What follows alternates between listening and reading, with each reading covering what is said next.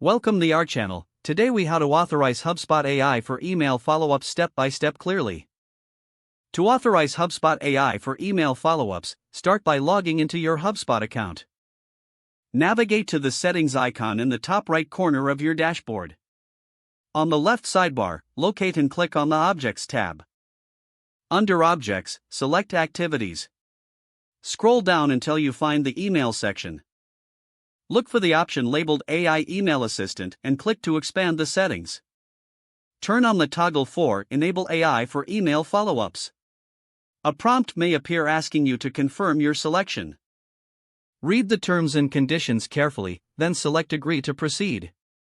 Next, you may need to connect your email account if it's not already linked. To do this, navigate to the Integrations menu on the left sidebar.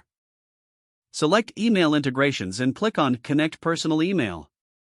Follow the on-screen instructions to authenticate your email account. Once authenticated, return to the AI Email Assistant settings. Here, you can customize your preferences for autofollow UPS. After saving, you can test the feature by composing a new email.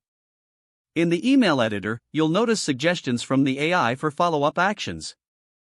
Review the suggestions to ensure they align with your communication style. Finally, send the email and monitor its performance through the Analytics dashboard. You're now all set to use HubSpot AI for efficient email follow-ups. If the page does not load, refresh the browser or try again in a private or incognito window. Make sure you are using the correct email address, then retype it carefully to avoid small typos. If your password is not accepted, use the reset option and create a new strong password you can remember.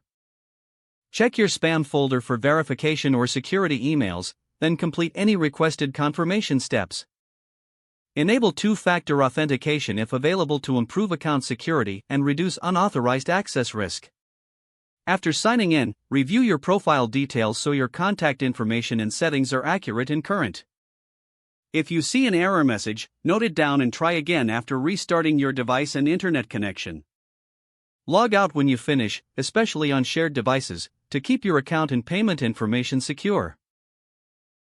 If the page does not load, refresh the browser or try again in a private or incognito window. Make sure you are using the correct email address, then retype it carefully to avoid small typos. If your password is not accepted, use the reset option and create a new strong password you can remember.